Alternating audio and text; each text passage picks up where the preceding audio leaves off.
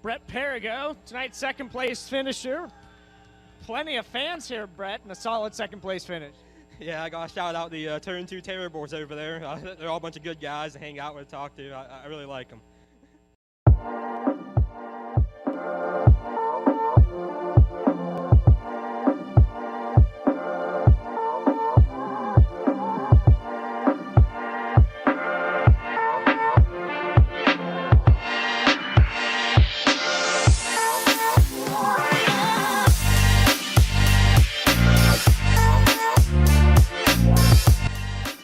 How are you doing tonight, man? Hey, I'm talking here. You know who you're talking to? Macho Man! I'm on my way to Monday Night Raw.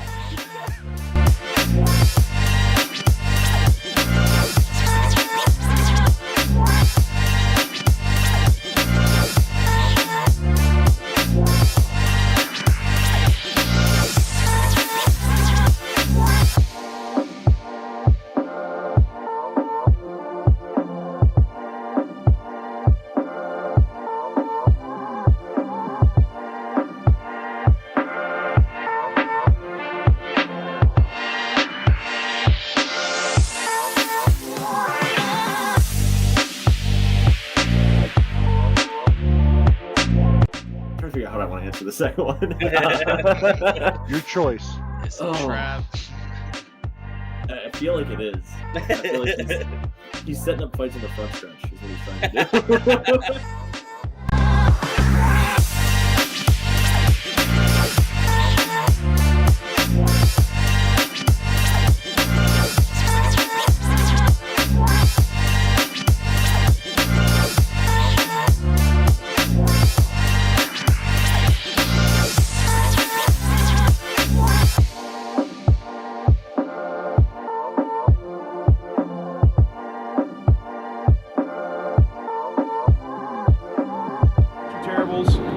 Speedway. We've got Devin Board with us. At Keen Motorsports Shop here with Kyle Keen. Sitting here with Sean Keen. We're going to talk a little bit about racing history. Yep.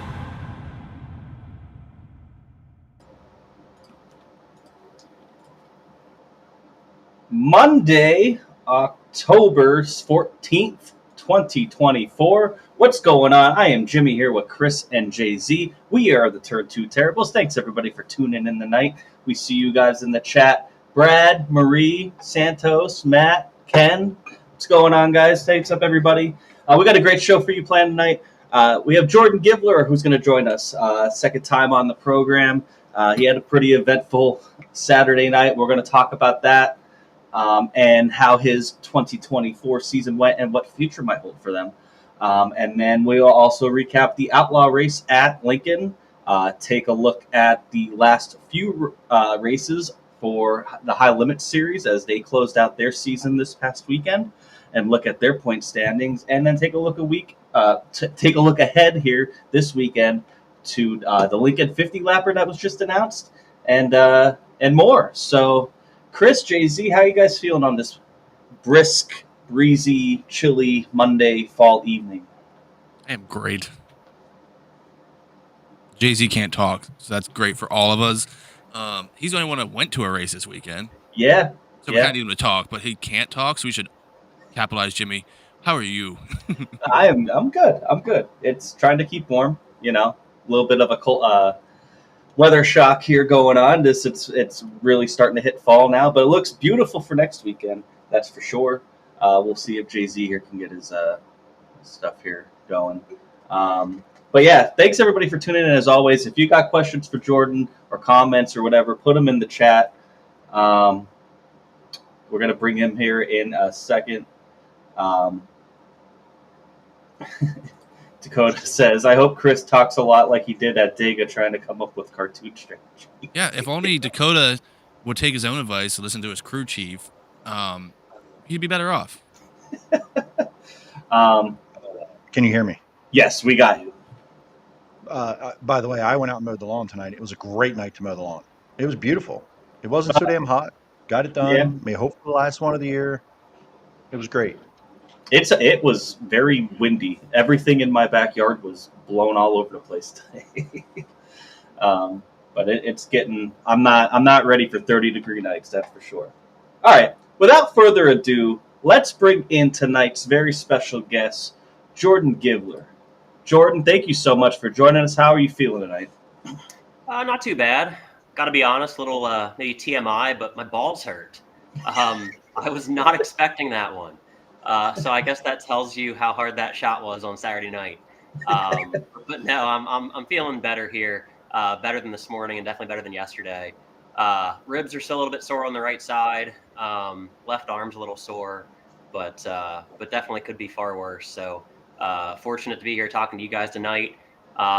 Head's doing okay, which is probably the most important thing. I had some issues there in the pits a little bit after the crash, and did end up going to the hospital Saturday night. They did a bunch of scans and found nothing concerning, which is always good. Felt good yesterday, but this morning woke up and for a few hours was a little foggy, groggy, whatever. But that kind of cleared up. So yeah, we're getting there. Before we get into anything, I do want to show the clip if anybody did miss it from what happened on Saturday night for what we're referencing real quick.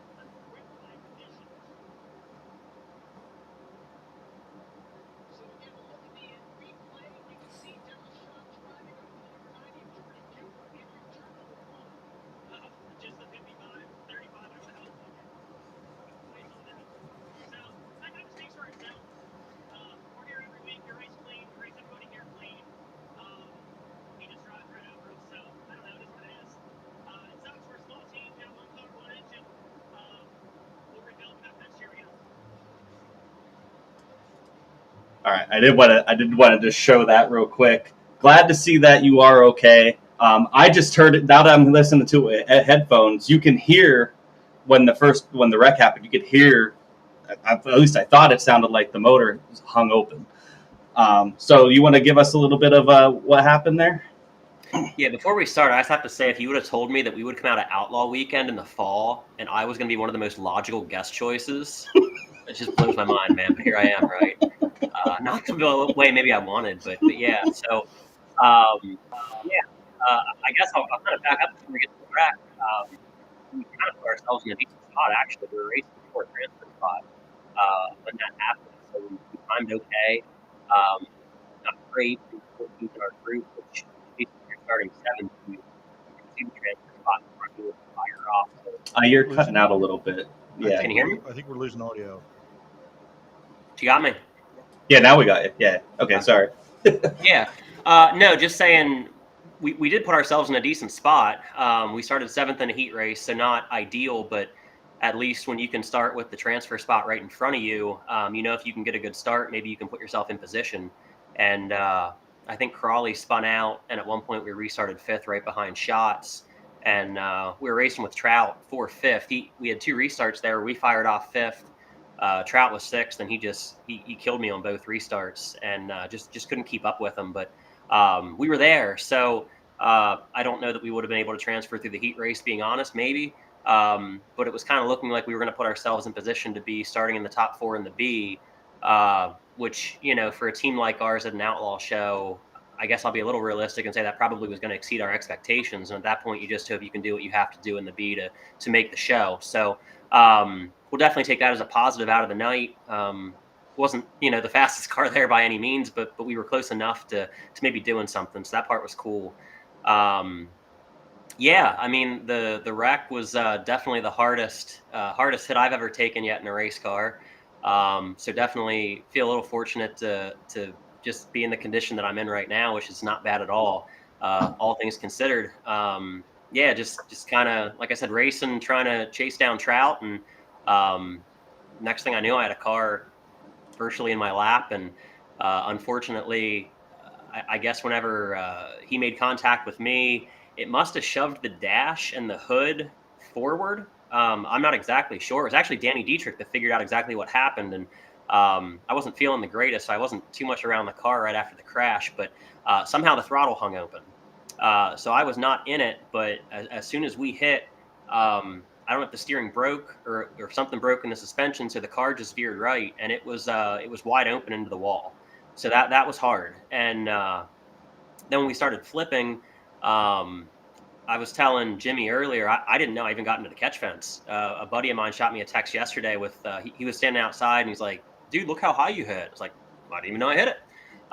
But that's actually how I messed my arm up. So whenever I started flipping, obviously once all the wheels were off the ground, I heard the thing free revving, which I'm going through the air, but also owning everything. I'm like, oh no, like this is not good. Like I need to figure out how to stop this. So I reached up to try and hit the kill switch while I was flipping, and I think I just landed, and I guess probably my arm came down, maybe like on the shoulder or the rib support on the seat.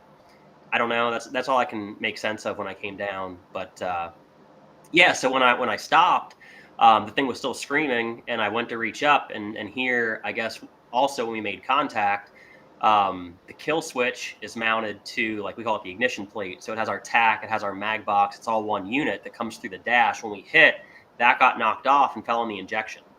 So there was no kill switch to hit. So I very quickly thought, okay, well, let me reach down and kill the fuel. So once I shut the fuel off, the thing shut off pretty quick. So yeah, I mean, unfortunately, we got the car in the garage yesterday. My wife helped me put it back in here, and we looked it over, and there's not going to be too much on it that we're going to be able to use again. It's in pretty rough shape. It's bent in the front and the back, shoved over pretty good. The rear, not exactly sure what transpired. It's kind of weird. I was trying to figure out, like, when I landed, you've seen cars before when their throttle like hangs open, they land on all four, where the car just starts like taking off and spinning. And for like a split second, I was like, crap, like that might start to happen. Like I gotta get this thing shut off. And then once I had a chance to think about it, I was like, well, wait, why was I just like hung open and not going anywhere? So I figured that probably the rear just got pulled back and the drive shaft got pulled out of the U-joint. Well, the one thing I did check last night, I pulled the torque tube back, and actually all the splines are completely eaten out of the U-joint. So I don't know. I've never seen that before. But the drive shaft was also out of the U-joint. So what transpired between hitting the wall, I don't know if maybe the rear broke and bound up, and then, the motor's turning, and being the aluminum yoke on a steel drive shaft, obviously aluminum's gonna be the softer metal if that's just what ate the teeth away. And then when I landed again, the rear came back or what. So I don't know. I would say probably the main concern though is hopefully the motor's not hurt too bad. I mean, obviously our tax said 10.5, so 10,500. So that's certainly far higher than you ever want to turn these things. And it was sustained there long enough, at least to me when I was flipping. So hoping for the best with that. And I guess if there's a silver lining, the year was almost over and it was about due for a rebuild. So if we can get through it without too much additional internal damage, it's better than being 2 races in, I guess, to, a fresh motor. Yeah. Jimmy, do you have that picture handy? I do. So we got a picture of that. So explain to what the hell we're looking at here, because I'm big stupid. So explain to me what we're looking at here. Yeah, so that's the U-joint coming off the back of the motor. The red piece there is what they call the torque ball housing, and basically, as probably most of the audience knows, so the drive line in a sprint car runs right between our legs. So it's a direct drive vehicle, so the drive shaft runs right from the rear end underneath our legs into the U-joint, and then there's what we call a torque tube over top of that to kind of keep everything in line, and it's pretty integral to the performance of the race car and the suspension and everything, and how the torque gets transferred. But basically, where you're looking at that, the drive shaft has splines on the end, and there should be splines all the way through or all the way around that yoke there. You can kind of see them in the very back, but they should be all the way around from the edge back, and there's none. You just see a ton of aluminum shavings. So there should be a lot of splines in there that the drive shaft would slide into, and yeah, there's none. So that's pretty wild. I did send it. So we run a lot of DMI components, and Adrian Schaefer works for DMI, and he's been a friend of mine for a long time. And I sent that to him and said, hey, we just created your newest model U-joint, the splineless model. So new technology coming here soon, I guess. So one of the things I found interesting, I was able to make it over to the pits not too long after it happened. I was able to make it over, and you said one of your first calls that you got was from who? Or text? Dave Sharpley. So I made Sharp Advantage. So a lot of people might be familiar with that, like maybe on the Dirt Vision or Flow broadcast, you might see Sharp Advantage.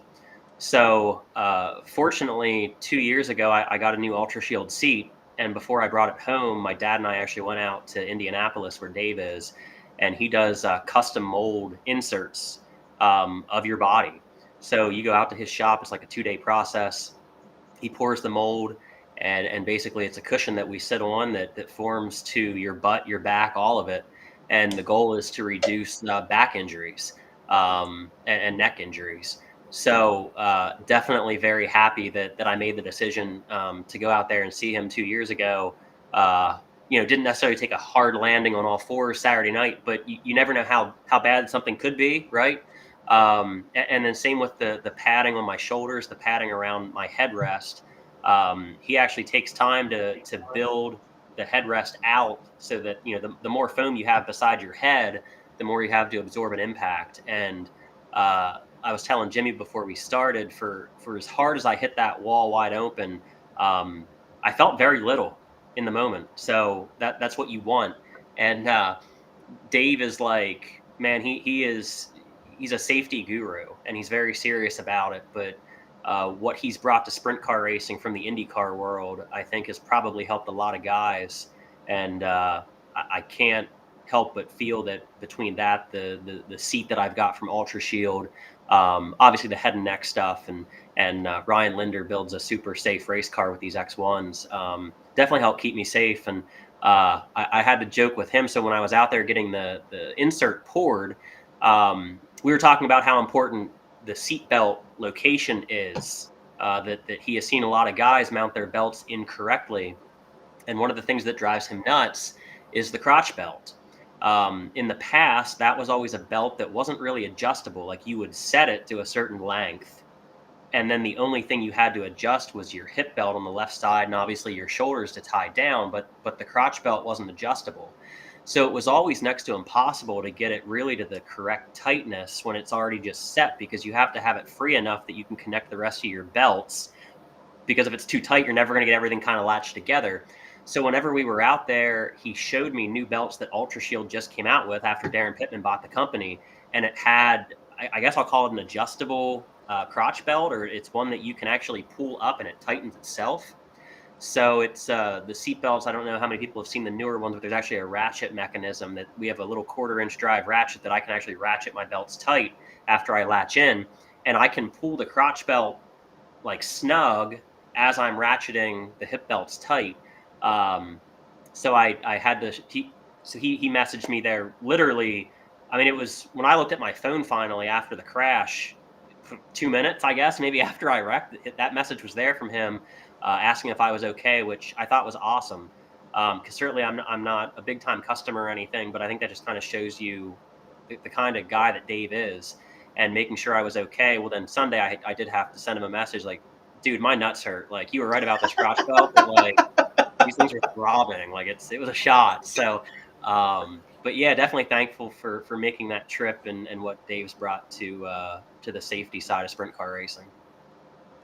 So one of our commenters in here, Gary Ferguson, fellow photographer, you and him have something in common. You both wrecked a race car here in the last week, or I mean, a car, not a race car, but a car. So hopefully Gary's on the mend. He actually had a little car accident, I think, last Friday night on the way home from the racetrack. So hopefully he's on the mend. I saw him; he was actually at Lincoln, so looks like he's up and around a little bit. So you went and got checked out. I saw you in the pits, and you weren't. I didn't see any visible like, hey, I don't feel good. But maybe an hour or 2 hours later, you started feeling it in the trailer, or was it on your way home in the car? Yeah, it was in the trailer. Like as soon as I got out of the car, like I knew my ribs were hurting and my arm was hurting pretty good. But other than that, I was like, well, I'm fine. And I guess we can blame Cody Hartlaw because he decided to flip in the feature too. And we're good buddies, so we were pitted next to each other too. And they were towing him in, so I just kind of walked over to see what damage he had and if I could have been of any assistance to them. And someone said about grab a jack stand, so I jogged up to our trailer to get one, brought it back out, and I don't know. I went back into the trailer after that and just kind of looked in the lights, and all of a sudden my vision went like just super weird. I was seeing spots everywhere. I got super lightheaded, felt like I was going to throw up. It was an odd sensation. Like if I was looking straight ahead, in the corner of my left eye, it was like there was a ceiling fan spinning. Like I just saw black dots spinning. And maybe 30, 40 minutes that lasted. But it was enough that like when I'm sitting there and like can't really focus on anything and think I'm going to puke, I was like, okay, like this is not normal. So my guys went and had the EMTs come down from the racetrack and they checked me out and kind of made the decision right then that like, okay, we probably ought to go get checked out to be safe. Like I've got enough pain. Like what if I had a cracked rib? Like what if my arm was broke? Probably wasn't, but like at that point it was like, I got enough stuff going on here that I've never, fortunately, that was my first trip to a hospital from a race car crash, but made the most sense to go. And all that kind of went away on the way to the hospital. And I got in there and I did learn something that whenever I was getting ready to leave, the EMTs at the track said, make sure you tell them when you get there that you crashed a race car and you were going 120 miles an hour. And I was like, well, I don't think we're going 120 at Lincoln. Like I definitely wasn't when I hit the wall. I was like, oh, yeah. So I walked in and they're like, yeah, what can we help you with? I was like, well, my head was kind of weird, this and that. And they're like, well, how fast were you going? I said, like 120. And it was like the world stopped.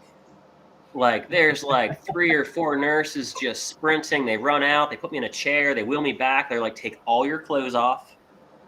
Like lay on this bed, like naked. I was like, all my clothes, like everything. I'm like, crap. Like if I knew this, I would have said 60 miles an hour. But yeah, no, it was a whole ordeal. And I kid you not, I probably had 8 or 9 people over top of me, which in the moment, because the symptoms kind of cleared themselves already, I felt, I don't say dumb, but I was like, man, I'm making them go through all this stuff, and I almost felt bad. Like, I don't, Like, there might be somebody else that needs this. I don't. I didn't know this is what the whole ordeal was going to be. I just wanted to make sure there was nothing wrong with me. But man, I got to give them props. Like the trauma teams in an ER. So I went to Holy Spirit because it's close to my house, and because the ambulance crew at Lincoln was like, look, you're certainly not in like a dire situation right now. So if you want to go somewhere that's closer to your house, by all means, go. So my wife drove me and went in and so apparently 120 miles an hour is the cue that like take your clothes off and this is going to get fun, because we were going to check every single thing under the sun.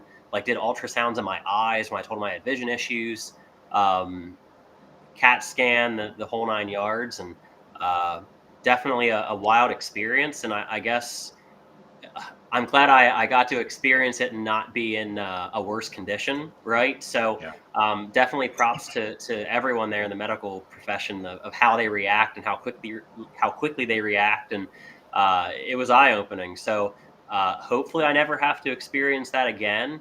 Or if I do, I guess I'll gauge how I feel based on and on what I tell them how fast I was going. Yeah, and that's wild. I don't know if I've ever heard that. People say they went to the hospital, got checked out. I don't know if I've ever heard that detail of a story of like these people were like, oh shit, hair's on fire. Let's get this guy, going, because you never know. I think there's always those kind of stories of like, hey, I felt good, but things progress really quick, right? The adrenaline wears off. So shout out to that team for sure to make sure you were okay. It was actually kind of wild. I got a text a few hours after, and Jordan goes, "This escalated quickly," and he's in like a neck brace, and I'm like, "What the hell?" I just talked to him. He was just in his Yeah. trailer, and I was like, "Man," so we were certainly worried about you for a while there, man. So let's talk about the elephant in the room a little bit, and we'll just get into this a little bit. I know that the three of us are going to reserve judgment too loud here. We all saw what we saw. You lived it. Talked about the crash. Happened to be in 1 and 2, and I watched this kind of happen out of the corner of my eye. I was exit a 2, and it kind of was coming in toward me, and I saw you get out of the car really fast. And I was either like, okay, there's fuel all over him, or he's really pissed. Tell me about what you remember jumping out of there so fast, and kind of the events after that. Yeah, so getting out so quick, I mean, obviously I was upset. I don't think that really had anything to do with the speed that I was getting out. I think it was more, I knew how hard I hit. I knew the motor had been free revving for a while. I knew everything was screwed up, and I just sort of expected like I could have fuel spraying everywhere. I don't know why. It was just the way that wreck transpired. I knew as soon as I landed and got it shut off, like, I can get out of this race car. I'm getting out of this race car. I can't really explain that. It was just in that exact moment, it was just, I'm getting out. I don't know. And then obviously I'm good. And, relatively, right? Like physically, like I'm out of the car. I'm okay. We're through this. And yeah, I mean, honestly, pretty damn pissed off at the moment because as far as I know, I'm just trying to chase down Chad Trout and hopefully have an opportunity to put ourselves in the show in an outlaw race, which would have been badass for us. And I've got a junk race car. So yeah, I was pretty frustrated. So, they walk over Connor Wade, right? He comes over, and I saw him wandering around you, and I don't know if you had noticed him right away, but when I saw him, and I'm like, they're going to try to interview him. He's going to be pissed. Like, maybe, Jordan, I don't know what was wrong. Like, I'm observing, watching this. I even got a couple pictures of, like, as you said, yeah, I think I even saw you go, yeah, I can do that. Like, I heard him kind of tap you on the shoulder. So you get to start this interview, and you barely get a word in, and then you get shoved. Were you as confused as everybody else on the planet as to why you got shoved at that moment? 1000%. Yeah. I mean, it was the last thing I was expecting, right? Yeah, so I was just kind of looking at the car, and I turned around, and there's Connor. And I don't know, it's weird. Like, I don't run many outlaw races, and you sit at home sometimes on a rain out, and you watch outlaw races, or they're running on a weekday, and you see a guy wreck, and you see Connor Wade go up, and you do this interview, and you're like, oh, man, that sucks. And I turn around, and he's like, hey, Jordan. I was like, oh, shit, like, okay. And yeah, no, but he's like, hey, do you want to do an interview? And for whatever reason, I kind of laughed. I was like, huh, I don't know, just the whole situation. And he's like, you can say absolutely anything you want to. And it was like, you son of a bitch, I'm in. Let's do this interview. So, not that I necessarily had exactly anything planned out in that moment, but I do like the picture that you posted, JayZ, because it either looks like I'm like mid-concussion or just like little dazed, like, what am I going to say? Yeah, yeah. So I guess maybe I was trying to collect my thoughts there a little bit on kind of how I wanted to explain the situation from my vantage point. Yeah, that was just wild. Certainly didn't expect it. Obviously had my back turned. So didn't have the opportunity to see anything coming. And yeah, just unique, right? I mean, obviously emotions run high in racing. I've seen a lot of guys get wiped out and then go after a guy and shove him, push him, hit him, whatever. At least in my opinion, I've never seen somebody wipe somebody else out unprovoked and then seek them out, right? So I was like, wait, what? Like, what am I missing here? So it was different. It was different, but yeah, I mean, I don't know. Like, it is what it is, right? It's part of the game.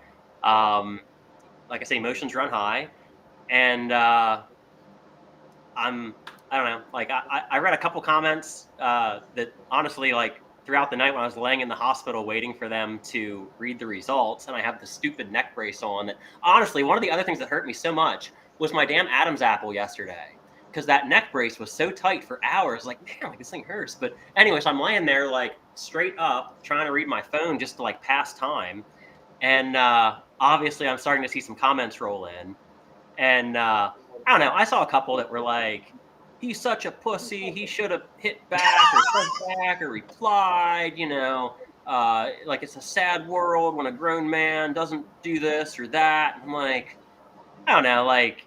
You have a lot going on there, though. You're trying to do an interview. You just got out of a wrecked race car, and it's like, what do people expect you to do? Like you're still trying to get your bearings about you. You weren't expecting it to happen, and you were for all you know, 1,000% the victim. So why would I be getting pushed? Like confusion, and I'm doing an interview on Dirt Vision with Connor Wade. Like, none of what the hell just happened? Like, and then you come back because you wanted to finish your interview because you started to do your freaking interview, and then you came back to do it, and I don't know why it was holding down at your dick, and you had to bend over, but it was just like, I don't blame you at all, and I know you well enough that you're not the style to go seeking out a confrontation with people, whether it was your fault or not. That's not your style. So like, let alone your confusion, you're probably got your brain just mashed against your skull.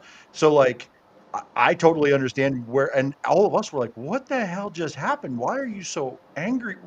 What did we miss? Like, at first we were all like, what the hell did we miss? Like, as we got it, and Lynn Schaefer, what Dirt Vision didn't catch the wreck. They didn't have a camera in turn one, but Lynn Schaefer's up top in the middle 1 and 2, and they showed it on the board at Lincoln.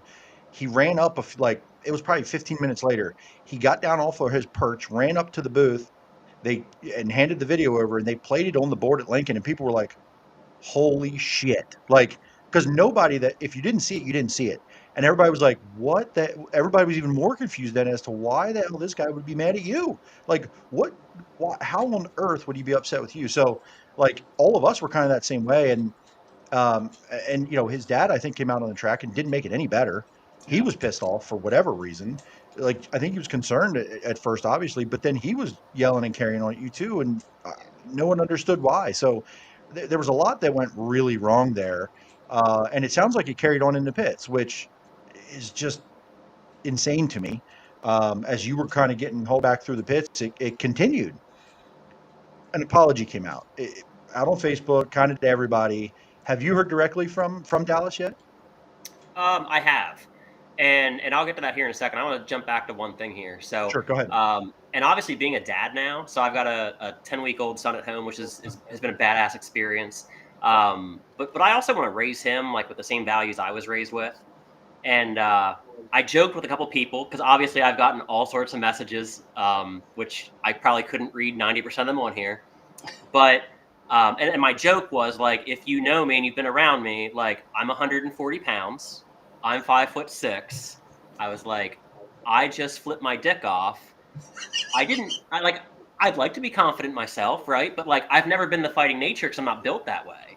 And my joke to people was like, what if I then got my ass beat on live TV? That would have sucked. And it was going to be 2-on-1, right? Like it was going to be 2-on-1. Yeah. So like that's also worse. But no, like that's not my nature. I don't think that.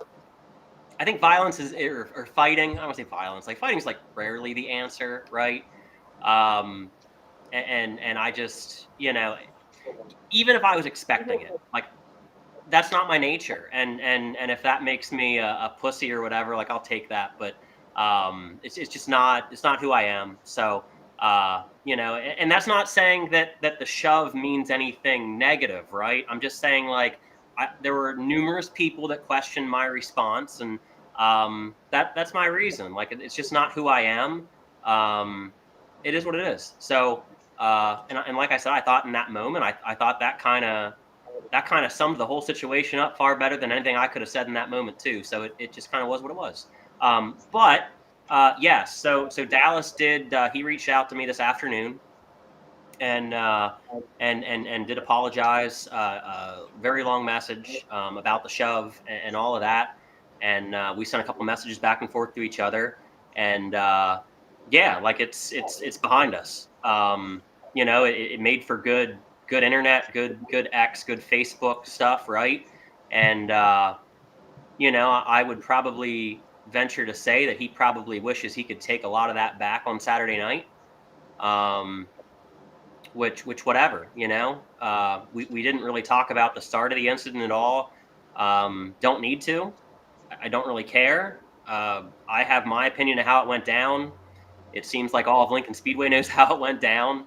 Um, some of the things that were said to me on Saturday there that you kind of insinuated JayZ in the pits, others felt, a select few felt that it was my doing, but that doesn't really matter. You know what I mean? It's a shame. We're both two small teams, and we both have wrecked race cars, and we both went to the hospital, and thankfully he's doing okay. It sounds like he's actually a little bit worse off than I am. So I hope he can rest up and get back to 100% quick.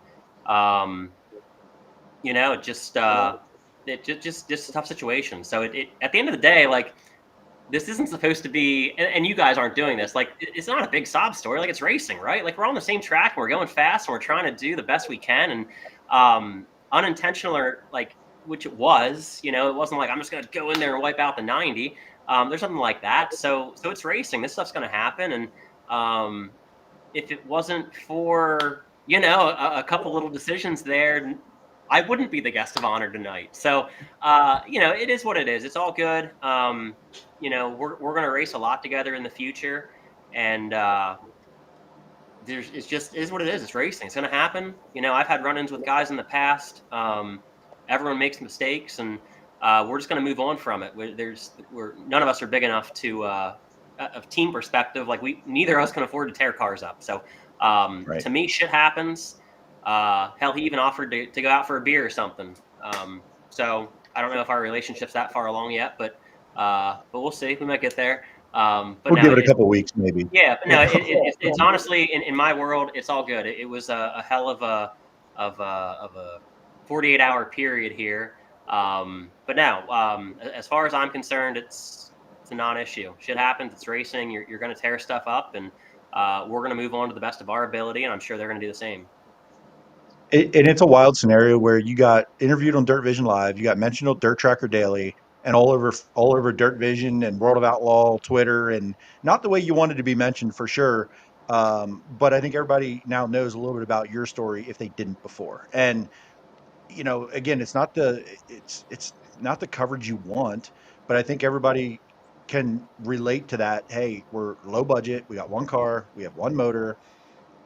You're out here doing your damn best, fighting for a features position in a World of Outlaw race. Like, man, if that's not that really should be the story. And both of you were. Again, it's not that different. We have you here, but like, that's the story that I hope it ends up being. So with that being said, that beautiful American flag top wing that I was eyeing up in the pits, that I'd love to have back here.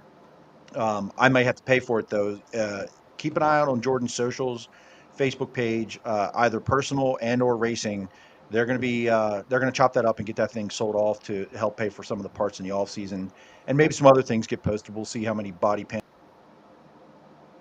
there need to be. Do you have a racing page, right? What is the racing page name?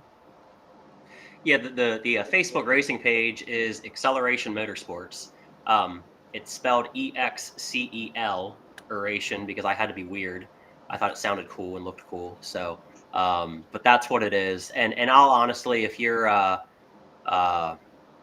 if you follow like my personal page, I'm sure there'll be a link. But yeah, we're probably gonna rip that top wing apart. We had a lot of really positive feedback with it, which I think a lot of people probably saw that story around Speed Week. So Tim Pfeiffer is a State Farm insurance agent, and he's been a supporter of our race team really since I started.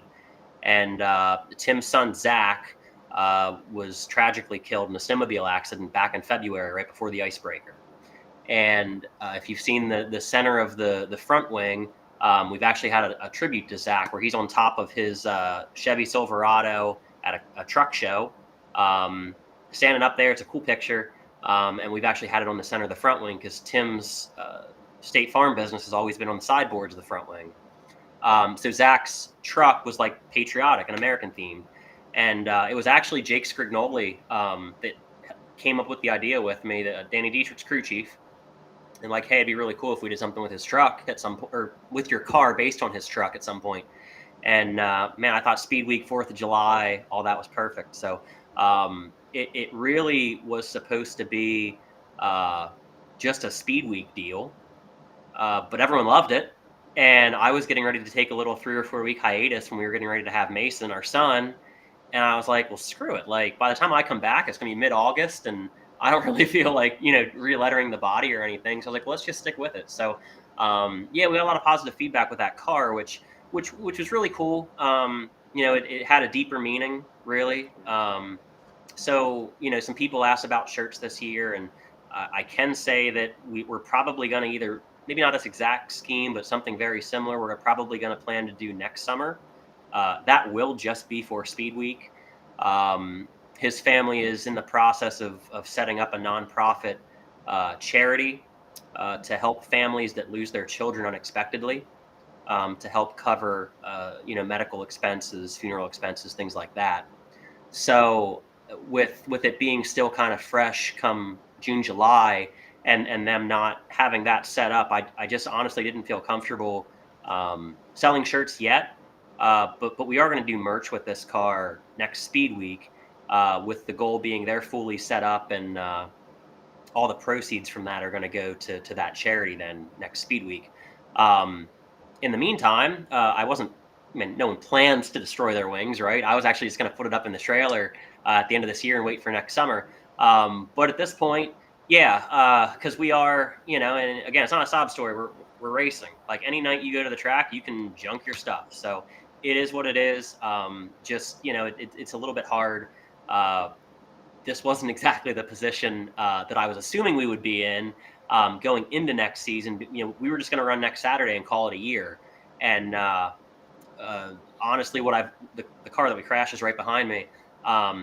Like I said, it's toast. So to kind of replace all of that, in addition to what we were kind of planning for next year, it's racing, so we'll figure it out. But there was a lot of positive feedback on that car, so figure once we get a chance to start tearing some stuff apart, we'll get that wing ripped apart and maybe see if we can't, find a new home for that. One sideboard was like 90% perfect. That one side was pretty close. I was like, oh, I was eyeing that thing up in the pits. I'm sure a lot of other fans were coming by too, looking at it, going, those scavengers, man, they come and they tear that stuff up on Outlaw nights. So, so as you look at it, you're like you said, you had one more race planned. Good timing, kinda. I mean, you wanted to run that race, I'm sure, but you need some time off the hill up anyway. As you go into 2025, would your plan for next season be similar to this year, Lincoln mostly, and kind of pick some other places? I know you really like Clinton County, Lernerville. I think you've kind of traveled Sharon. Would that be sort of like your plan next year, kind of the same thing as you've done this year? I think so. That Western PA Speed Week deal's fun, and it's just different scenery, right? So it's cool to see that at times. I love running Clinton County. It's a fun little joint. So going up there for sure. I think the schedule will probably look pretty similar. I would like to get to the Grove a little bit more. I do like racing there. It is hard for us on Friday nights with work, but if we plan far enough ahead, we can do it. It's especially like running the Billy Kimball tribute race there every year. It's just so hard to go into that and only having run like 2 times there the whole year and expect to be like ultra competitive, right? So it'd be cool to go there more. I think it'll probably look relatively the same schedule-wise to this year. We'll see where the off-season takes us and try and get this thing replaced and start digging through everything that's wrong and see what can be fixed, what needs replaced, and just kind of go from there. Well, and if we know your crew chief, Dakota Kuhn, well, it's going to take him all damn winter to figure out what's broken. So, yeah, why wasn't he helping? Why was your wife helping you unload it? Why wasn't he there unloading it? Where's he at? I figure, he had to drive the rig back himself, so I didn't want to pull him back up here on a Sunday to unload the car. Nah, right? Screw that. Make him do it. But it can work. What's he going to do the rest of the winter? Just nothing. No, what's he do all summer? Let's be real here. Come on. So, No, yeah. So yeah, we'll see where we're at. I mean, JayZ, we've talked the last, I'll say prior to Speed Week of this year, the year and a half prior to that was rough for us. I've really struggled with the transition to the new tires. And I thought we were making so much progress, like 2021, 2022. I think that's probably when you guys had me on the show, was like that off season. We just won out west. Like, we're doing all this stuff and I'm feeling great. And then, 2023 sucked. We went into last off season with way more questions than answers. Came into this year, we made some changes hoping it would work, didn't work. Made a frame change in the spring, thinking maybe that's what we needed, and that was not at all the ticket. But at least what it did was kind of get us looking in a different direction of our problems, because sometimes you can get so ultra focused on what you have, you can't really see the big picture. Part of the problem actually ended up being the way our top wings were built. We don't race that much, so I don't have to cycle top wings out very often like some teams do, and knock on wood, you're not crashing, so wings last a while. So we had gotten to the point as we were trying to make our program better years ago that I had wings starting to be built a certain way for the way the cars worked with the old tires. Well, why we're so stupid that we never thought that, like, hey, let's try a different top wing, because that's literally the most important thing on a wing sprint car. I don't know, because you just start chasing problems, and like, you don't think wing, you just go different directions. And what I found when we made that frame change earlier in the year is that, okay, I'm feeling similar things with this car. This has nothing to do with the car I've been racing. So it got us talking to other people, getting other ideas, thought about the wing. And then the other thing that people close to me know, but I never put it out there for no reason, because who cares? I was actually having a lot of issues seeing on the racetrack at night with glasses I had gotten before the year started. I was screwed up. Like, there was a race at the Grove where earlier this year, we were just garbage. Like, it was honestly probably the worst I've ever driven in my career. And there was a night where I honestly thought I was done. Like, I was like, I can't do this anymore. Like, I don't know what changed, but I can't drive a race car anymore. And just got to talking to other people, and I was like, I feel like I can't see certain things. And I said the right thing to the right person, and that started a conversation that snowballed, and actually went to, it's a place, if you're in the Mechanicsburg area, it's called Babineau Opticians. It's on Trindle Road. And my parents have gone there for 30 years. And the guys, my dad told him what was going on. He's like, come in. So he spent like 2 hours with me after he closed one night. And long story short, what I learned is the prescription that I had gotten from the eye doctor was like not at all what I should have had for driving a race car at speed. So I went in there because I was like, I need help seeing, like, when I'm on my laptop all the time for work now. So I get like this blue light coating, and the strength's all different. And basically the way the light was coming through the visor, through my lenses, and then with how strong the prescription was, it just had me jacked up. And he's like, so he spent a bunch of time, we did all this stuff with the helmet on, the helmet off, looking at distance. And it's actually the pair I'm wearing right now. Actually, these are just my everyday glasses now. I have my other pair when I'm like on the computer a ton. Dude, I put them on, we went to BAPS, and it was like, oh my gosh. Like, I forgot what it's like to see. And it just got me thinking, like, not to make excuses, like, we just sucked the other year, so it is what it is. It's probably me mostly, and not finding a balance with the car. But it was kind of a similar prescription to what I got to start 2023. Not so much the coating on those lenses, but I go there trying to help myself look at my phone and work on my laptop during the day at work, and never really think about, maybe I should mention to them that, like, hey, my hobby is trying to drive fast in circles at night. At 120 miles an hour. Speed. So that kind of screwed up. So whenever I got that, it was just like, okay, wait a second, time out. Like, everything we've been fighting for a year and a half, let's just forget about it. And we went right back to our X1, and we started working, and I could see. And oddly enough, come Speed Week, our performance took a turn in the right direction finally. Granted, we're not knocking on the door for wins, and I want nothing more than to get to that point. I thought we were getting a little closer to, maybe on the right Saturday night of a regular show at Lincoln a couple years ago, we had an opportunity if we did everything right and all the cards fell in our favor. We're nowhere close to that right now, but we're putting the car in the big shows. All the big shows at Lincoln we're in, we're timing better. For us, eighth to 10th in a flight, when you got guys like Wagaman and Dietz and Raymer and those guys, like, yeah, I'd love to get to the point where we can out-time them, but kind of being realistic, being a 10th off of them isn't horrible for where we've been for damn near 18 months. And then same deal with time trials, Saturday at the Outlaw show, I think a 10th we would have been 7th quick. 2 tenths we were 3rd or something.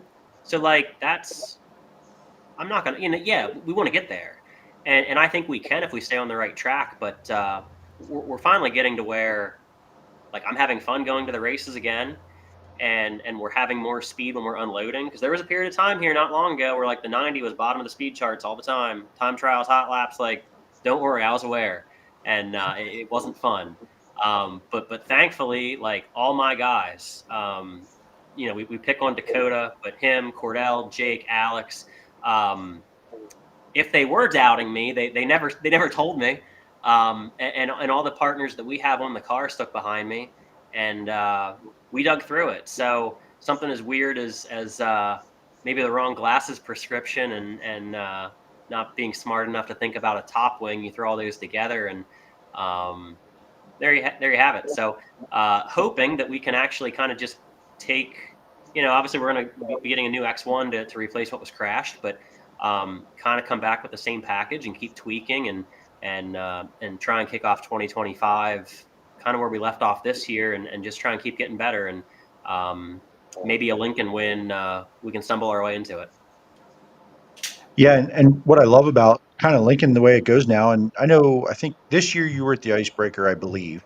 The year before you weren't there. You waited a little bit longer to get going. There were some parts and motors and things, but Lincoln having that 2-day, hopefully they get both of them in. We've only had 1 year with the 2-day show, but that 2-day show, I think in the spring could really be beneficial to some guys, right? Even if the surface isn't great, you can really shake your stuff down, come back the next day and go, okay, all right, let's figure this out, see where we're at. You're not going to know where you're at, end up in June or July or August, but what do you think about that 2-day show? Do you think that could be beneficial for stuff like that? Of like, hey, I wrecked my car at the last race I was in.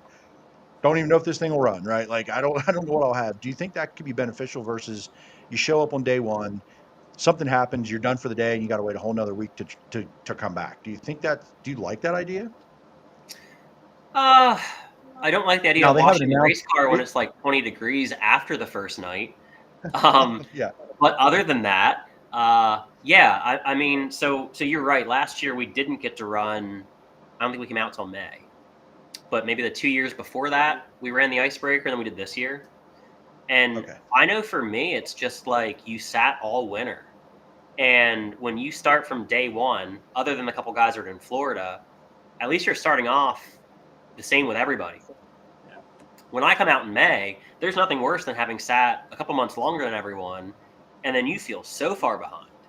You know what I mean? Like, it's just like, holy crap. Well, when you're all kind of, knocking the dust off at the same time, it's not always the most enjoyable when it's, a cold, windy day. But I will give Lincoln props. All the tracks take way too much shit on social media. I don't envy any track owner. Sure, they've all made decisions probably this year that I've questioned. But all the crap running these tracks into the ground, when they're making decisions just trying to survive. I'm getting off topic here a little bit, but man, it's frustrating from our perspective, because as a race team, and I think all of us are kind of this way, like, there is nothing worse than waiting around all day just assuming you're going to get rained out at 4 o'clock. Especially like we have lives outside of racing. We have families. Like, it's pretty cool whenever they're like, hey, the weather looks like crap. It's Friday at noon. We're not going to race tomorrow. Like, that's awesome. Like, the wife and I can make plans. You know what I'm saying? So you don't want that every week. And where I was getting with that was Lincoln has been better about, like, I think, just they've been fantastic. At one point, it was cool to race when it was 40 degrees and snowing. It's not really that way anymore. Maybe it should be, right? We're all pussies, right? We don't push back. That's the problem. But no, it's when it's nice weather in the beginning of the year, I think those day races are at least super valuable for me to at least feel like I'm getting back up to speed. And I mean, I hope we get every single day race in, because certainly I'll be itching to get our stuff back out there and make laps and try and get comfortable as quickly as possible to start the year off on the right foot. All right, so we didn't have you on this year. It was last year. So we're going to get you out of here, man. It's been almost an hour. Appreciate your time so much here tonight. Glad you're feeling all right. So I don't remember your answer the first time on the show. Maybe I didn't even do it, but we're going to do it tonight. Somebody you love racing with and somebody you don't love racing with so much. Now, the one that you don't love racing with isn't necessarily because you don't like them. It's just hard to pass. They're a pain in your ass, hard to get around, whatever the case may be. Doesn't have to be what everyone on this show is thinking right now. One of each. Who I hate racing with the most is Brett Strickler. Makes sense. Dude, Same. I kid you not, when he sees my nose, that dude picks up a second. And like, he has done some wild shit on the racetrack to stay in front of me. And like, it's all in good fun. I love it. But there was a night this year, like I got under him, and it was like, he's just whipping that thing like a wingless car down to the bottom. And I remember, I think the last time we got to race together, it might have been this race, and Lincoln started to rubber up. And he keeps leaving the bottom. And we take the white flag, and I drive right by him. And I was like, let's go. Like, screw you, Brett. But no, man, I kid you not. And JayZ, you've probably seen it. When we are together, like, if we start on the front row one night, it's going to be like a new 30-lap track record. Because it's just going to be insanity trying to not let the other person by.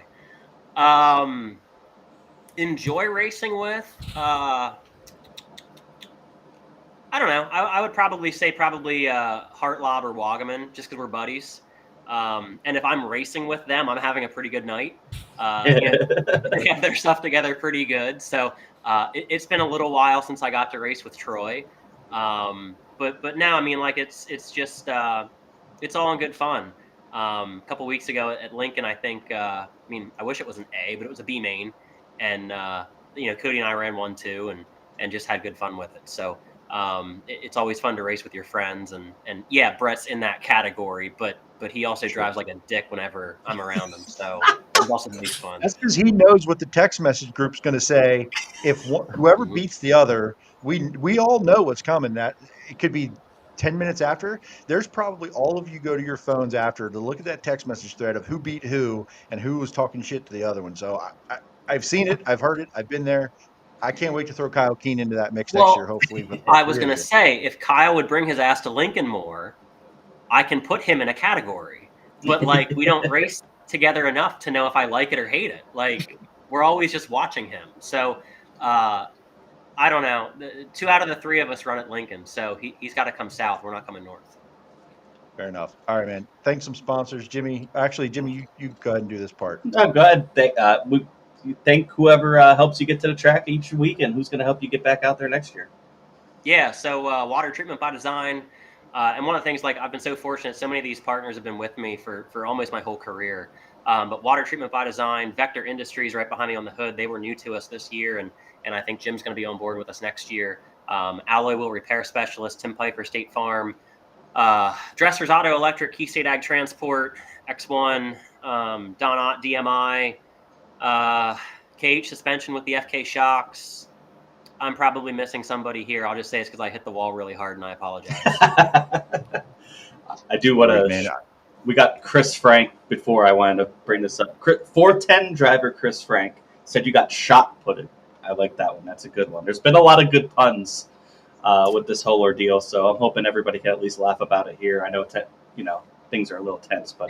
So I want to reiterate that, like, it's all good with Dallas and I, right? So with that, I heard Gunshot Survivor. It was the shot heard around the world. He's got that, like, both of his names are so perfect to. There's the puns are almost endless. Yeah, so you guys should definitely work together on a shirt of some kind. Yeah, that's a great idea. It is a good idea. It is a good idea. Maybe we can find a good cause to collect. Well, I guess the good cause would be rebuilding both of our cars. There you go. That's a good idea. There. Yeah. Joint venture. But again, we're glad that you're okay. And it sucks about the race car, but those things can be rebuilt.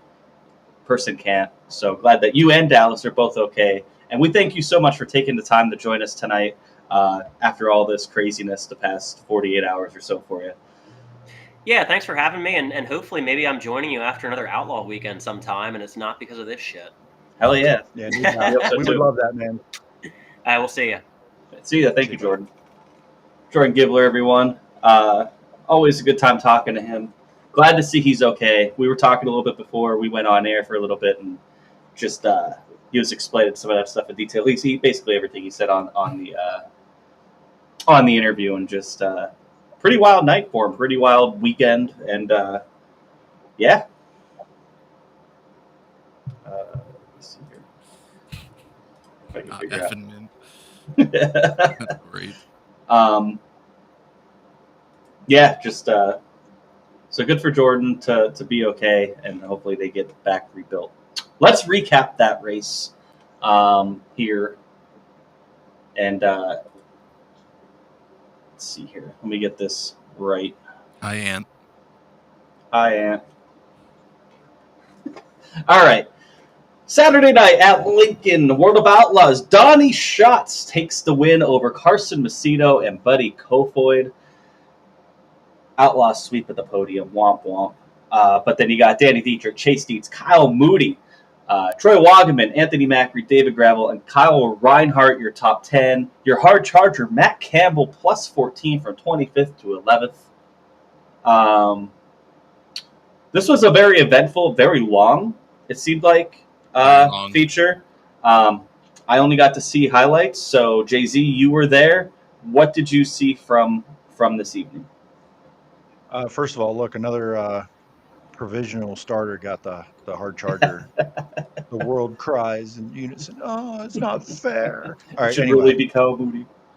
Stole it from Kyle Moody. But no, this was, man, I'll be honest, as a fan, I was a little let down. Like, there was some great battling through the field, but every time they get near lap traffic, a yellow came out, a red came out, every time. And these guys are too damn good in clean air for it to be a good race up front. They're just too good. And, whether it was Sheldon caused his own yellow to get clean air for Donnie. So, or red, but tell me whether you've heard Sheldon Haudenschild wreck from the lead before by just getting into, it has to be 4 or 5 times now in the past couple of years that I remember. Yes, it's happened a few times. That was sarcasm. I know. He's wrecked out of the lead more than he's won this year, probably. Not this year. At least he didn't get his spot back this week. Christ. True. Ooh, fair enough. He did not get his spot back. Yeah, that's karma for that. He was okay, thankfully. But I guess he had a pretty he put a post on X today about kind of all the haters and the real fans, and I guess he took a lot of heat on social media for wrecking his car leading an outlaw race. So there's that. Kind of like we are now. But he tried to wreck it a couple laps before that, and he just didn't quite succeed. So he finally filled up the bingo card on that lap and destroyed it. But man, I was a little let down. Donnie did his job. He was in the right position to take advantage of it. But man, this would have been great in lap traffic. There were some, Danny was really good at the end, and it took a Buddy slider from hell to keep Danny out of third, coming to the white, and killed his momentum. But there were some movers. Moody, great finish. Troy come up through the field. Gravel somehow Gravel didn't get DQ'd when this initial red flag came out for the pileup off of 2. He was in it, gets out of his car, runs to the edge of the track, and his crew guy was on the racing surface at the very edge of it, and he ran up and told him what he needed. The crew guy ran back to the pits to get everything ready for when the car got there to get it out and back on the track, which is fine. But he has every right to get out of his car, number one. So I heard people saying that. Everybody, Cody Hartlaw was out of his car. Whether his car could roll off or not, he didn't know. He got out of his car. That's not a problem.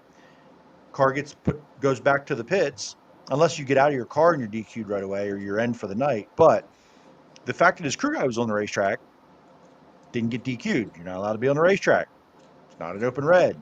So I heard that was an issue. But anyway, gravel could have saved his season coming back and up in Pino after an opening lap red flag. So it looks like maybe it's just a top wing, but either way, there was definitely some great battles through the field.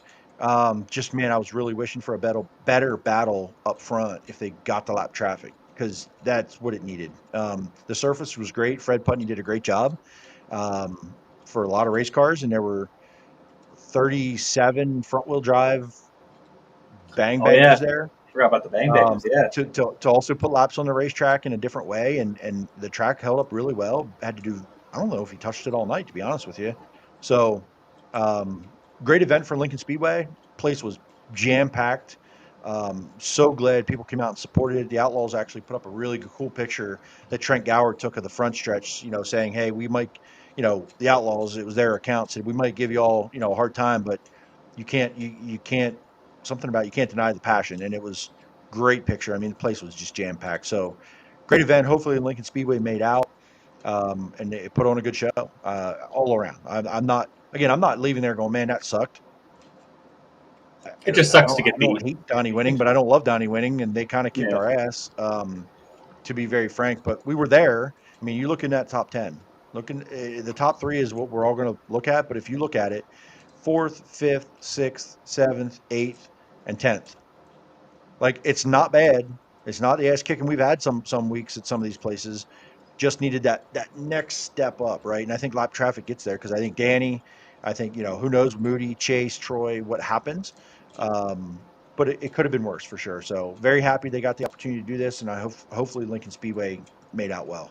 Yeah, and I'm hoping this can lead to, when they came last year, early in the year in like March, and Port and Lincoln got weekend races. I think it's so much better for these tracks if they can get a Friday, Saturday night. I know that's always reserved for Williams Grove, but if they could figure something out where these tracks, BAPS and Lincoln specifically, don't need to take middle of the week races and could get a Saturday night, this is what it can do. You saw those grandstands packed.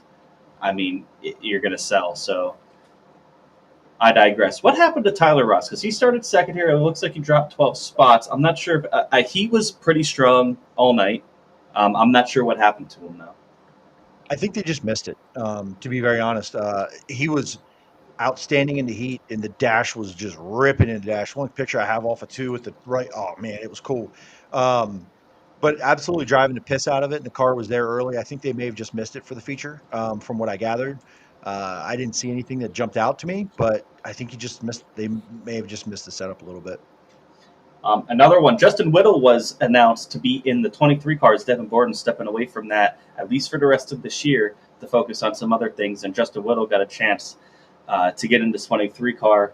And he finished his 17th, solid for the one night that he was in this car. I don't know what the future looks like there. I don't know if he's going to run the rest of the season out in that 23 or what.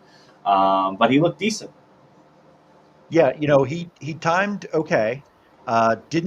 Wasn't great in the heat. Kind of lost some spots there. I think just didn't get the handle, but came out and won the B main. Looked pretty good in the B. So 40. How many cars?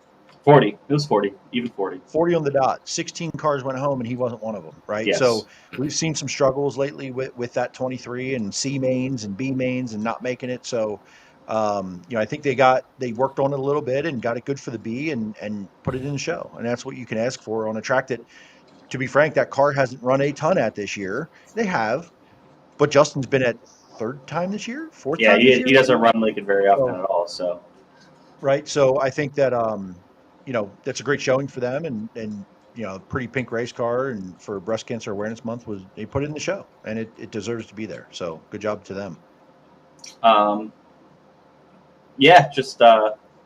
Chris, your thoughts? Macri backing up again. We talked about it last week. Only 2 spots, but I mean, you talk about Dietrich, Moody, all moving forward, Troy, and then Macri's kind of the guy in position there and goes backwards again. I thought this was $20,000 to win. It is. I think they don't. Because they have people here running that weren't running too. I think it was just. I don't think they have that updated. This is their standard purse money. I don't think they've updated it to reflect the $20,000. Got it. Yeah, $20,000 win. Shots winning. He's a legend. you give him clean track end of the race when Sheldon does. I mean, it sounded like a good battle though. If they could ever get green laps going, to Jeremy's point, like I was following on X, and every time they get going, it's like caution, car stopped here. Landon Crowley spins again. They had an open red at one point because of how many caution laps and everything. It kind of takes momentum and the fun out of it a little bit when you go 5-lap increments the whole way to the end. But I mean, that's Lincoln though, right? I mean, that happens once every 5 races. It feels like there, where you just kind of have those. You get a couple laps in, caution, you know, and then the next week they'll go like this 50 lapper that's coming up. Shit, they might go green the checkered. You never know. You know what I mean? But it does seem like Lincoln is like one of those tracks where it's just like it's hard to get going. Sometimes when cautions bring cautions a lot there. You know, just back to the gravel thing. Macedo chops another 14 points off. And it could have been a lot worse if gravel is DQ'd or can't get that car fixed, which he did. But still, putting the pressure on them, there's still a good ways to go for them. How many races do they have left? World Finals is a month away, so not too many. We'll go through that here in a second. We'll count up the races. We can go over there. But yeah, Ryan Smith, Cody Hartleb, Cam Smith. I think Mark Smith also involved in. I don't know if he was involved in that opening wreck. I know those first 3 were. He was. It was a big pile. Front end was torn off of that car. So it was a big pile up, like first or second lap or whatever, in turns 3 and 4, where it was just like 5 or 6 cars. So that took a big chunk of the field out. Logan ended up braking, pulling in. Brock ended up braking, pulling in. I believe Logan was on the move when he broke. I think he was up there running inside the top 5. Somebody would have to like confirm that, but as they were like kind of buzzing by me, I kind of lost track of who was where and what I was trying to catch. Trying to catch pictures. I'm pretty sure Logan was on the move when something broke. So I don't know that for sure. Somebody'd have to confirm for me, or maybe I didn't realize he started inside the top 10. I don't know, but I feel like he was a guy that I was like, oh man, he's rolling. But yeah, something broke there for sure. Let's get to a couple comments here. I know we've been kind of slacking on it. I apologize. Tyler says, if gravel ends up winning the championship, they're going to look back at this night and being a championship savior for sure. I feel like we've seen past month or 6 weeks, gravel's had a few of those where he has had to salvage otherwise really shitty night just to kind of get points and kind of doing it Brad Sweet style a little bit when he would struggle. It's how you win championships, you know what I mean? So Brad Weatherby says him and Crawley were comparing notes. Crawley brought out a lot of yellows, apparently. Yes, he did. Not good. We were like, is it him again?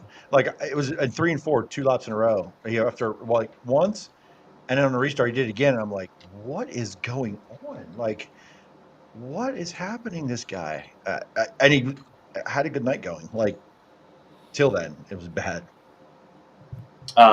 Marie says Chase had 2 strong weekends with the Outlaws. Wish he didn't have a bad draw for the dash. He was quick time overall, and I mean he's just been on fire. The last month or so of the year here. Brad says I talked to Fred for next year. He's going to let Chuck Roush and I race a lap. That would be fun to see. That is the electric sprint car he's referring to, by the way. Tyler says, who knows where Campbell ends up if he didn't go to the rear running 11th early in the feature. So he had to go back to front twice. So hell of a run by him. He gained 14 spots, but he probably passed like 30-some cars. Ampe says Ross clobbered the inside wall in one of the restarts. That probably was what led to his demise there. Mandy says, shout out to Chad Trout for the donation drive that they had for the hurricane victims, too. I did see that. A lot of stuff donated, a lot of money raised. That's fantastic to hear. People giving back like that. And then Tyler says there are 7 races left, 2 at Joliet, 2 at Riverside, and then 3 at Charlotte. That's all that's left in the World of Outlaws season. New Jersey game, take a shot every time Crawley causes a caution. You might be a little too drunk by the end of that. Would be the slowest race we ever see. All right, so let's take a look at those points. Gravel now 72-point lead. Donnie Schatz 158. Obviously, he's not gonna catch it, but he's still kind of in the conversation. If I remember, when I heard Donnie's interview, he's just like, if I remember it correctly, he was just kind of like talking about like he's having fun. Like, you know what I mean? Like, there's always pressure, but he's having fun. And that's good to see, because that's when, you see a guy like that succeed. You know what I mean? He put himself in position there. He might not have had the fastest car all night, but that's not what it always takes to win. Put yourself up in position to do that. You win 10 World Outlaw Championships. I think some of the pressure comes off you at this point in your career. Go out and win the races. Yeah. And just you're enjoy third. it. You're on he's on the tail end of his career too. I mean, how many more years we have Donnie Schatz full time? Racing? Yeah. You win 10 World Outlaw Championships. The winningest modern driver we're gonna have, the face of the Outlaws, face of sprint car racing for the last 20 years. I don't think Donnie Schatz wakes up and feels any kind of pressure. No, impress anybody. So. Buddy Gio still at 4th and 5th. Sheldon is in 6th with 8 wins, 6th place in points, 390 points back. Logan there, only that one win, hoping he can grab some more maybe here towards the end of the season. Baylog, Zierfoss, and Crawley round out the top 10. I think Gravel kind of, if he can keep doing what he keeps doing here, honestly, he could keep finishing top 15, and he'll probably be okay to bring this home. But he's, Macedo's given everything he's got right now, because I don't think he's finished outside of a podium spot or top 5 really in a while. He has more top 5s now than Gravel by a couple. So we'll see. It should get interesting here towards the end here. And they will go to Dirt Oval at Route 66 this weekend, Friday and Saturday. That is in Joliet, Illinois. Is that how you say it? Joliet, Illinois. So that'll be this weekend. 2 of their final 7 races. Hopefully I think they're supposed to have good weather, but we'll see. High Limit, let's go High Limit. They had 4 races to close out their season here this week. They closed out the midweek money series on Tuesday night at I-70 Speedway, where Tyler Courtney ended up winning the title, but Brad Sweet gets the win. And that's pretty much the entire, we could say almost for all these races. Brad Sweet, Ryan Timms looked very good, finished in 2nd. JayZ McFadden getting a podium. Aaron Reitzel, Baston, Courtney, Parker Price Miller, Rico, Justin Peck, and Jacob Allen round out your top 10. Just Brad Sweet being Brad Sweet. Then on Wednesday night, this was rescheduled $25,000 to win race at Lucas Oil. Brad Sweet again over Tyler Courtney, Spencer Baston, Corey Day, Casey Kane with a solid run, Rico Aber, Skylar G, James McFadden, Ryan Timms, and Justin Peck, your top 10. And then they go to Texas for 2 nights. First night, again, Brad Sweet. Darren Pittman made the trip down in the 69K. Well, the 69K made the trip down, which is kind of surprising. We heard about it like the day before. Started on the pole, finished the 2nd to Brad Sweet. Ryan Timms with another solid run, P3. Brent Marks, Aaron Reitzel, Justin Peck, McFadden, Corey Day, Tanner Thorson, and Jacob Allen round out the top 10. But Brad Sweet, that's 3 in a row. And then the final night, $50,000 to win season finale at Texas. Posse on top. Brent Marks, Darren Pittman, your top 2 with Emerson Axum, P3. So good run for him. Corey Day, Ryan Timms, Rico Aber, Tyler Courtney, Corey Lyson, Spencer Baston, and Justin Peck, your top 10. So a whole lot of Brad Sweet. And then Brent Marks closing out the season. Nice $50,000 payday. Thoughts from these races? I do want to say I looked up Carson Macedo, 10 of his last 14 races, top 5s. Yeah, he's on a tear, man. Pretty Sorry, wild. Chris. Go ahead, buddy. I only watched the highlights of Brad Sweet. flipping James McFadden again Saturday night. Yeah. But Darren Pittman both nights strong all night long and probably was damn close to Back-to-back pulling the sweep. poles. He Yeah. almost pulled the sweep. Just slipped up a little bit there Friday night. Brad Sweet is really good, as it turns out, and passes him. And then Brent Marks ends his year on a high note, gets that 5th charter spot clinched. So didn't watch much of it. Texas is a weird track to me. It's like a It doesn't Charlotte get very wide. knockoff. Just weird. It's like a lot It of, doesn't feel like Charlotte at all. I don't know why people keep saying don't know. that. It's not It's like just the fact Charlotte at all. it looks a lot like Charlotte for the quick. It does. It doesn't. But It's so flat. It's narrow. Yeah, it's just a lot of It space. looks nothing like it. I don't know why people keep saying a that. lot of It's space just you can't race on. it's SMI, so I get it, but it's to me it's nothing like Charlotte. I don't know. Good Sorry. for them. Finished their 16 drivers finished out the full year for them, and they celebrated that. So good stuff. Yeah, good win for Brent. 50,000. Good for him to finish the year off, and good for somebody else other than Brent Sweet to win a race in like the last month of the High Limit Series. It feels like, because he was just. I mean, going into that this week, Brad already had clinched the title, and then in case you thought he was gonna just kick back and enjoy it and take it as a victory lap, nah, he was gonna go out and win. So. The JayZ McFadden thing, with him and JayZ McFadden, it's like the 3rd or 4th time now they've gotten together this season, which, they used to be teammates, and it's just weird. When you're running up front all the time, that's 2 really good cars, really good drivers. When you're not running up front, sometimes you just, around the same guys, sometimes you're going to get into each other.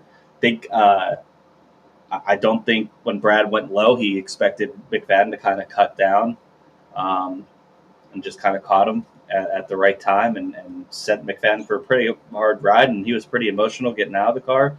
He was emotional last night at the banquet awards, as he announced that we pretty much all knew it, but he announced officially that he will not be back in the Roth car, will not be back in the States next year full time. Hopefully comes back at least for a chunk of the season, but he will be no longer coming. This was his last full-time season in the United States, which is sucks, because he's a really good driver, and he could really compete. So U.S. kind of loses a really good full-time driver there.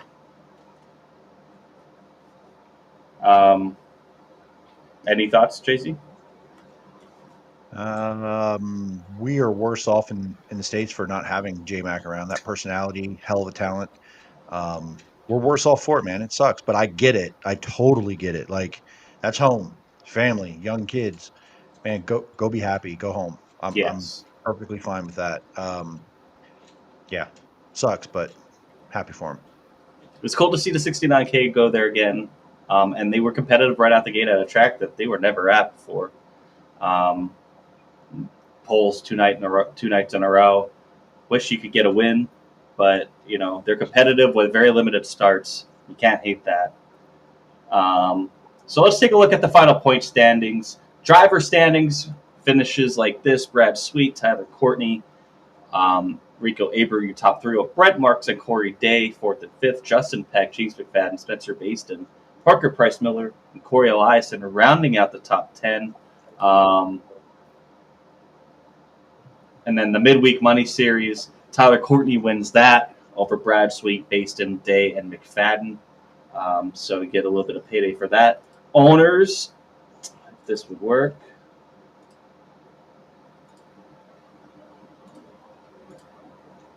The owners' points, which is what the charters are based off of. Obviously, the 49, the 77 BC, and the 24.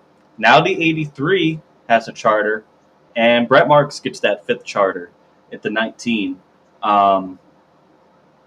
Be interesting to see, because now with McFadden not being in the 83, do they find another driver to go run and keep that charter? Does Brett Marks stay out there now that he got the charter, or does kind of hearing it could go either way with him? Is the charter enough to make people stay out there with them? I guess we're going to find that out next year, or I guess in the off season as things get announced. But yeah, those are your 5, and then next year it'll be the next 5 that don't already have a charter. That will get your top 10 charters for the High Limit Series. No, Brad, that's not what's going to happen. Just affected the A3 now.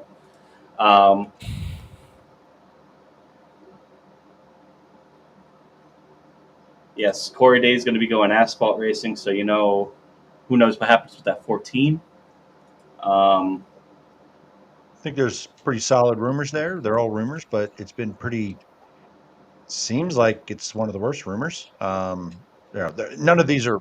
I'm sorry, not worst rumors, but worst kept secrets. None of these are. The only one we don't really know is, now that it's confirmed that McFadden isn't back, is do they run a second Roth 83? Right. Does sound like they want to. Toyota wants to run both cars. Who goes in it?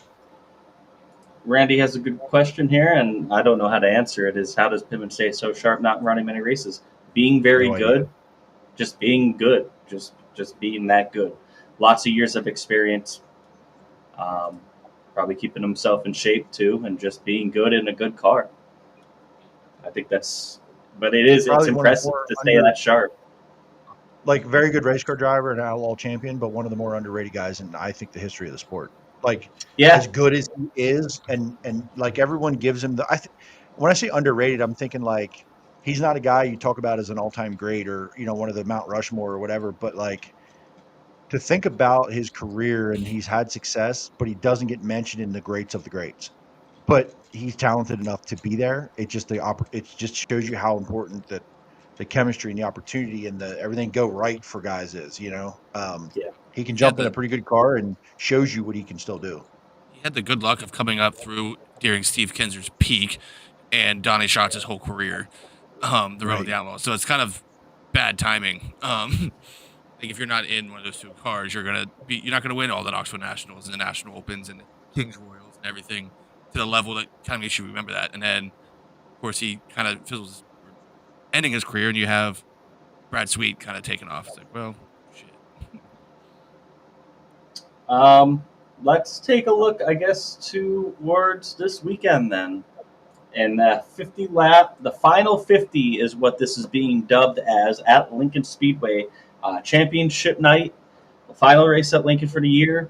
Got a little bit of format change for the 410s. Last week, I think they announced this. $15,000 to win now, with some bonuses at halfway. It'll be a 50-lap feature. I would imagine they're going to do a red. Well, yeah, they have to, right, at midway, because they're giving away the leader at lap 25 will get $5,000. And then the rest of the top 5 also gets paid out at halfway. Pretty cool deal, a little bit different. And gates open at 4. Racing is at 6. Looks like a beautiful, sunny, 70-degree day that's going to turn quickly to about -5 degrees as soon as the sun goes down. So, because there won't be a cloud in the sky, it's going to get cold. So, hopefully, I would argue even maybe starting this earlier, but considering it's a 50-lap race and you have 358s, so hopefully they just keep it moving all night, because it's going to get cold quick. But this would be awesome. I think I'm thinking about going. I know me and Chris were talking about going. Kind of close the year off there. What are you guys looking forward to with this race on Saturday? If I'm there, I'm gonna try to have fun. I don't know. Lincoln, the 50 lap thing after what we saw last weekend, I don't know. That's different. So we could be there till church time Sunday morning if things go wrong. So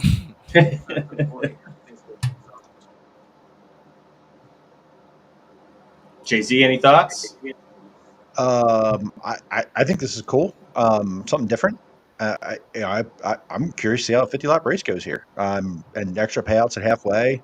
There's an incentive to be good early, middle, late. I think that $5,000 is pretty sweet.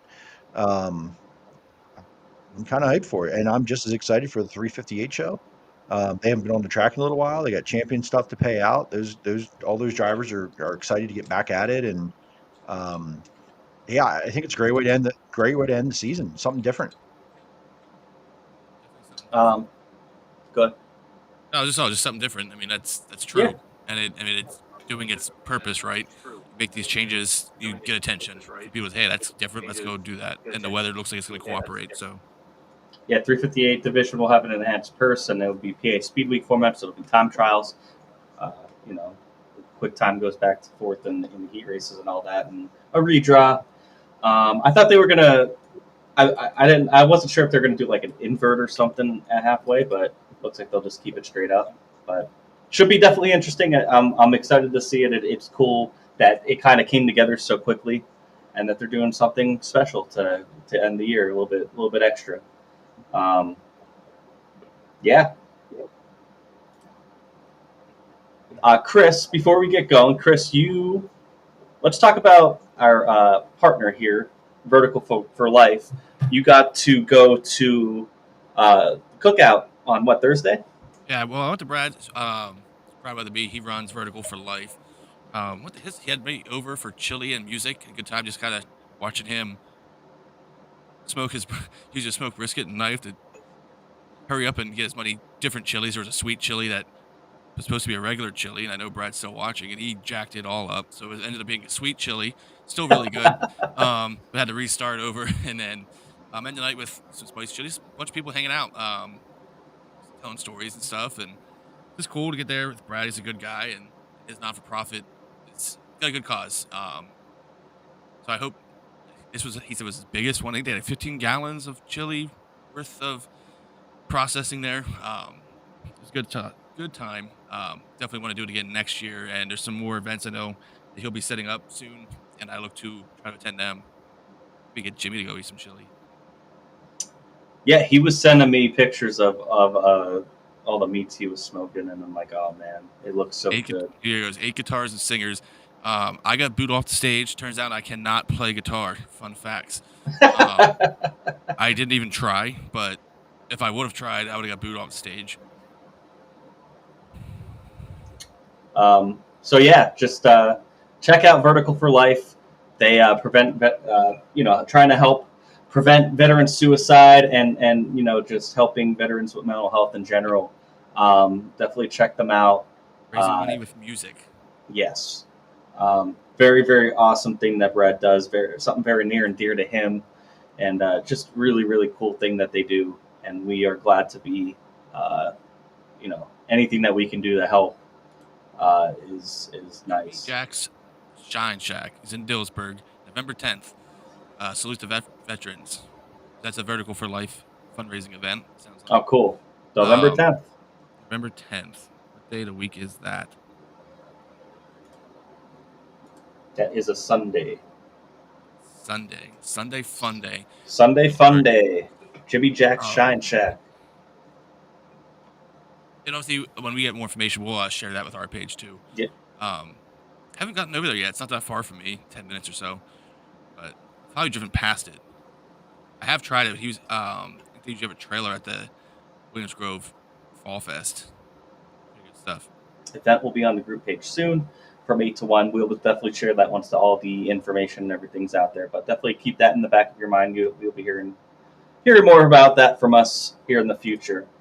All right, let's close this out. Let's close it out with Drink It and Dump It. You know this. Do it every week. Drink it to somebody you want to give a cheers to. Dump it to somebody you want to pour one out to, who had a good weekend, who had a bad weekend. Who wants to go first? I'll go first. I will. All right, Jimmy, go you're ahead. No, go ahead. Drink It. James McFadden, great career. Great ambassador of the sport. Had a lot of challenges to overcome this year, and just a great human. Great again. We are better for having a James McFadden in the U.S. Yes. I'm also going to drink it to Trey Hivner. He announced he will be retiring after this weekend from racing. So he will be his last career race at Lincoln Speedway this weekend. So shout out Trey. I got to know them a little bit the last couple of years. Great family, great people. happy to see. I'm sure he'll succeed in whatever he does. In his next endeavor. And Marie hit it. Chad Trout, and great donations to the hurricane victims in North Carolina. They put on an event at Lincoln Speedway this past Saturday to bring items for people down in North Carolina. So a lot of trinkets. I hope I didn't take anybody else's there. I tried to do it a little unique, but I think all very important. And I'm going to dump it to Givler, to our buddy Jordan. Not the way he wanted it to go, and just at the end of the season with the little bit that they do have to put a really good looking race car out there and support these racetracks, just to have that kind of thing happen. It is racing, but the whole situation sucks. I'm glad that everybody's going to move on, and it's a long winter to get back going, ready for the spring. Those are good choices. I'm going to drink it to Brad Sweet, and I'm going to dump it to Brad Sweet. I'm going to drink it because he closed out the season, got 6 straight national championship. You can say what you want about High Limit, but that was just as competitive probably as the Outlaws. Pretty damn close, if not just as competitive. So that's nothing to turn your nose at. He had a fantastic season, and he kicked ass the last 2 weeks here, a couple weeks here of their season. So congratulations to him. But also dump it for taking out McFadden again on Saturday night. Got to be better. I know it wasn't totally his fault, but come on, man. And dump it to McFadden. Really sad to see him go. Remember him in the Highlands 3 car. That's where I got acquainted with him. Almost winning that one national open years ago. Was amped up for him. I remember when he got out of the car, finished like second or third, and my girlfriend Kim was like the first one to hug him when he got out of the car. He's like, "Who the hell is this?" Just an awesome, solid guy. Really, really good, talented race car driver. I know we'll see him again, but it kind of sucks to lose a really good full-time talent like that. So yeah, that's what I'll go there, Chris. Rank it to one of Outlaws and Lincoln getting this event in, given short notice, the issues with Selinsgrove and such. And obviously for the fans turning out, that's the advantage of holding an event like that here. The fans are going to be there. The cars are going to be there. So drink it to that. Drink it to me for picking the Outlaws to win, going against what I want to do, but that's right. You always got to bring yourself into this stuff. Well, it's not like you bringing Brock into every single conversation. I don't. I haven't brought Brock up once. You mentioned him during a rundown just for no reason. Because he was on the rundown. I'm going to dump it to Jimmy lying right now for bringing Brock up every week. I did not bring Brock. I didn't say Brock's name once. Lies. Roll the tape. Yeah, otherwise, it sucks for all the crash race cars, for Jordan, Dallas, all those, everyone. Whether it's your fault or not, it just sucks. Going into the offseason with tore up shit. That sucks. Let's get to some fan ones here. I'm also going to dump it to Chris because... I'm not kidding. Michael says, drink it to J-Mac on a hell of a career, full-time and awesome, outstanding guy. Santos, drink it to Matt Campbell for coming through this stout field twice. That X-car was on rails. Dump it to the whole deal with Jordan and Dallas. Brad Weatherby, drink it to Fred Putney for the track on Saturday. McFadden, Brad Sweet, and Chad Trout. Marie says, drink it to all the posse drivers. Dave Scott Smeltzer, I guess we can guess who he's going to drink it to. Chase Dietz, making the dash last 3 Outlaw dashes, and dump it for accidents at Lincoln. Chase Dietz has been awesome, man. He's really been somebody towards the end of the year here where it's like maybe now next year, I don't know if it's unfair expectations, but he's going to be a guy when we're talking Outlaws. We're always talking Danny, we're talking Macri, we're talking even Troy and Freddie. I think Dietz he's shoved himself in that conversation now because he was one of the few that showed up. I shouldn't say one of the few, but he definitely showed up. Dump it to all the accidents Saturday, says Marie. Brad says, dump it to Lana Crowley, Jordan Givler, Dallas Shot. William Loggeman, drink it to Kyle Larson for his runaway victory on Sunday. Yeah, shout out to him. And to the idiot for pushing a good driver around on Saturday. Dump it to the idiot for pushing a good driver around on Saturday. Lincoln really embarrassed for him. Chuck Roush says, all forward. Congrats, Donnie at Lincoln.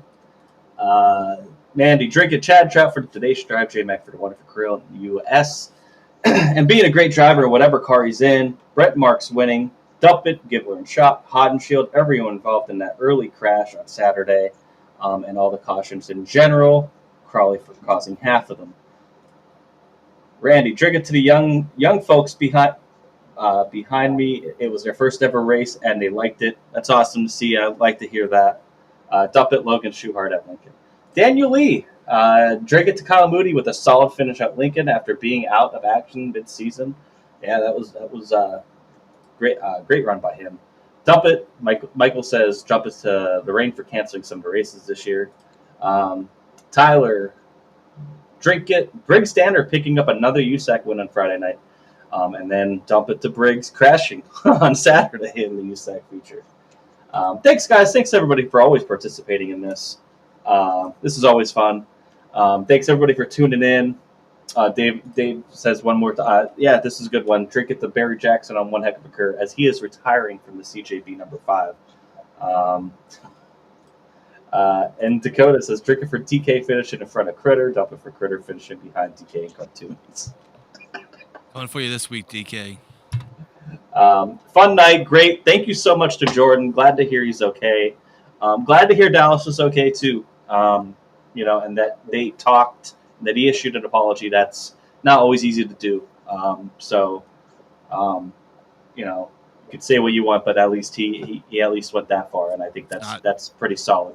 I don't think it's lost to any of us that Dallas watches the show and watches us weekly, and we appreciate that. So yeah, and everybody here that watches us weekly, and everybody that tuned in, if you can hit that likes button, hit that subscribe button, it helps us out. We're going to try to we're getting towards the end of the season here, trying to look towards 2025 and do some different things. So thanks, everybody, for your support as always, and we will see you guys